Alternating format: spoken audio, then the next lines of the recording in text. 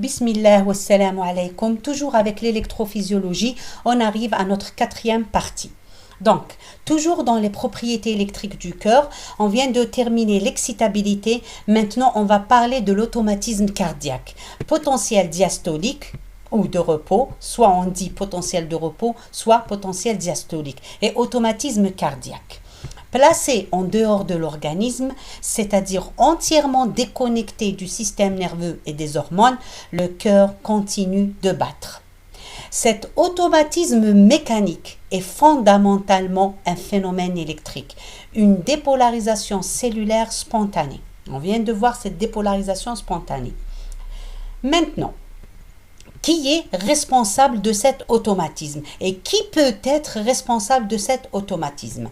Toutes les cellules du système de conduction sont automatiques. Si leur potentiel transmembranaire est enregistré, une dépolarisation diastolique spontanée lente, ce qu'on vient de voir dans les potentiels de dépolarisation rapide, est observé. Donc, toutes les cellules du système de conduction sont automatiques. Si leur potentiel de membrane est enregistré, une dépolarisation diastolique spontanée lente est observée. Donc, la même chose dans le faisceau de His, dans le nœud auriculo-ventriculaire, dans les fibres de Purkinje, etc. La dépolarisation diastolique lente est liée à des échanges ioniques spontanés. On vient de voir. Donc, ces échanges ioniques, ils se sont faits spontanément. Il n'y a pas eu leur stimulation ou leur excitation auparavant.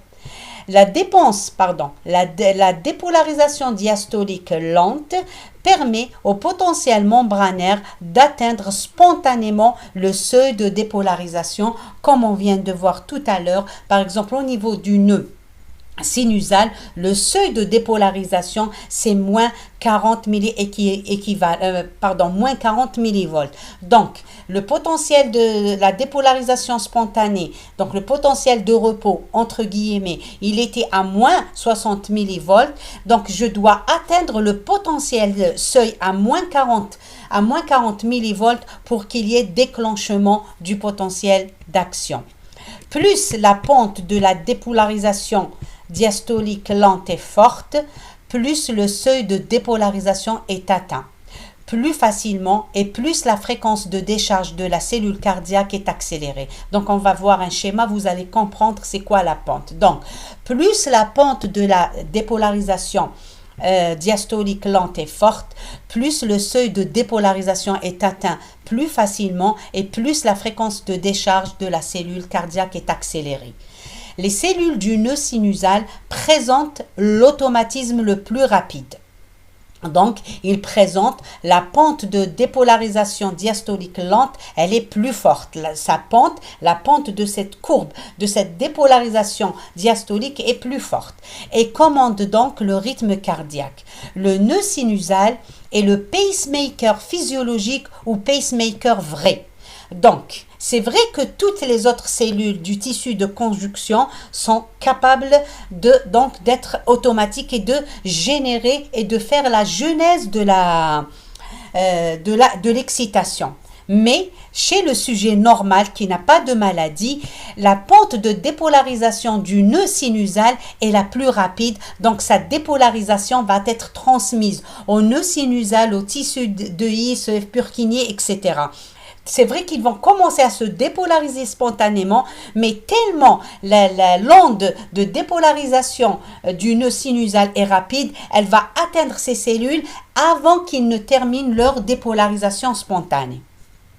D'accord? Les autres cellules automatiques sont des pacemakers latents de fréquence de décharge plus lente. Donc, non seulement c'est des pacemakers latents, c'est-à-dire chez le sujet normalement, ils ne vont pas générer, être responsables de la genèse du potentiel spontané, mais dans certaines situations pathologiques, ils peuvent faire la genèse, être responsables de la genèse du potentiel spontané. Donc, c'est des pacemakers, on dit potentiels.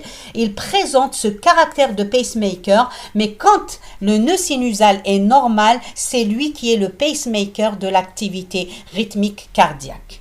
Donc, et leur fréquence de décharge est plus lente. Même s'ils sont, ils sont des pacemakers, leur fréquence de décharge est plus lente par rapport au nœud sinusal. Donc, voilà notre pente. Donc, on va revenir à notre courbe de dépolarisation, potentiel d'action de dépolarisation du nœud sinusal. Regardez, c'est quoi la pente? Regardez, donc, je préfère faire échappe pour mieux expliquer le schéma. Donc, échappe. Donc, la pente, c'est quoi? La pente de cette courbe. Vous vous rappelez quand vous avez fait les cours sur les courbes, etc. Quand il y a une courbe linéaire, vous allez étudier sa pente pour voir est-ce que c'est une pente importante ou faible. Donc, vous allez faire, par exemple ici, delta potentiel d'action, le delta du potentiel d'action sur le delta du temps. D'accord? Donc, vous allez prendre, par exemple, moins 60 à moins 20. Donc, cette distance, c'est le delta sur le delta du temps, par exemple, de 100 ici. Le delta du temps ici, par exemple, 150 à 0. Donc, nous, ce qui nous intéresse, c'est la pente de la dépolarisation spontanée. On n'est pas en train d'étudier ce potentiel, mais juste cette dépolarisation spontanée. Donc, plus la pente est importante, plus est rapide l'envoi de la stimulation. Regardez, comme ça, donc une pente rapide, c'est comme ça, c'est dans ce sens. Une pente faible, c'est là. Regardez, quand est-ce que je vais atteindre mon potentiel seuil? Regardez, par exemple, là. Donc, il y a un retard à atteindre le potentiel seuil. Maintenant, regardez, tout ce temps pour atteindre le potentiel seuil. Donc, ce n'est pas une pente rapide. Regardez ici, donc dans notre exemple, j'ai atteint mon potentiel seuil. Donc, c'est une pente rapide. Maintenant, regardez une pente encore plus rapide. Regardez une pente plus rapide, par exemple, s'il y avait une courbe ici, donc une pente plus rapide, regardez, donc je vais rapidement atteindre le seuil, regardez le temps, donc c'est vraiment un laps de temps et j'atteins mon seuil. Donc, je reprends une dernière fois, donc voilà ma pente d'atteinte du seuil, voilà. Donc, je dis pour le potentiel du nœud sinusal, pardon, du nœud sinusal, c'est une pente, une grande pente, donc une pente rapide. J'atteins rapidement mon seuil. Par rapport au nœud auriculo-ventriculaire, par rapport au tissu de His, par rapport au tissu de Purkinje. D'accord? Donc, c'est clair pour la pente. Très bien. Donc, la pente du nœud sinusal, elle est plus rapide. Donc, le potentiel seuil est atteint rapidement par rapport aux autres tissus. Donc, c'est elle atteint rapidement le potentiel seuil et donc elle va exciter les autres cellules du tissu de conduction rapidement avant qu'ils ne déchargent eux-mêmes. Donc, on va les reprendre ici. Voilà, donc ici, c'est le potentiel de repos. Ici, c'est la fréquence de battement. Donc, on va reprendre. Ici, c'est la courbe, donc le potentiel à dépolarisation lente du nœud sinusal. Vous êtes d'accord? Ici, c'est le potentiel de dépolarisation rapide du nœud auriculaire, du tissu musculaire auriculaire des oreillettes.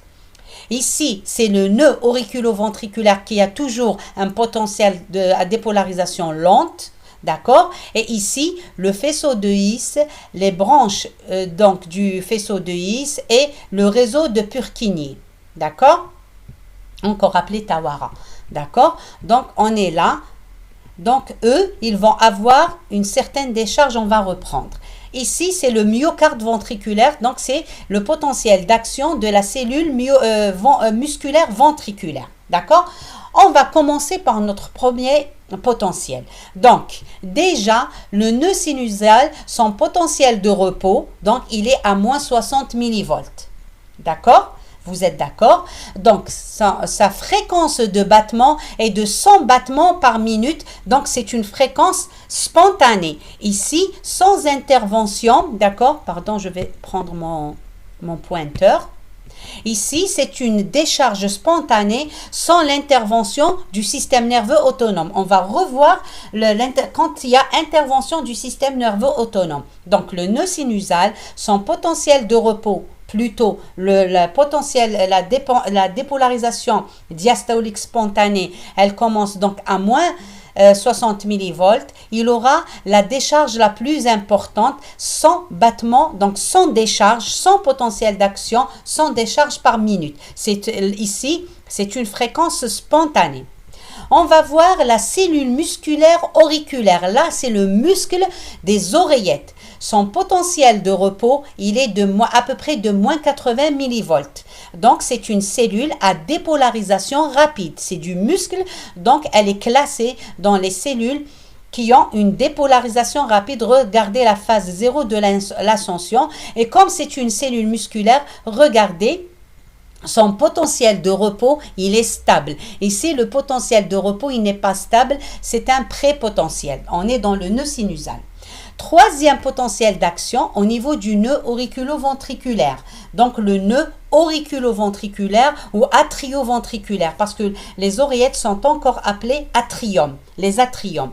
Donc, son potentiel de repos, il est à moins 60 millivolts, ou potentiel, plus exactement parlant, sa dépolarisation spontanée, diastolique spontanée commence à moins 60 millivolts.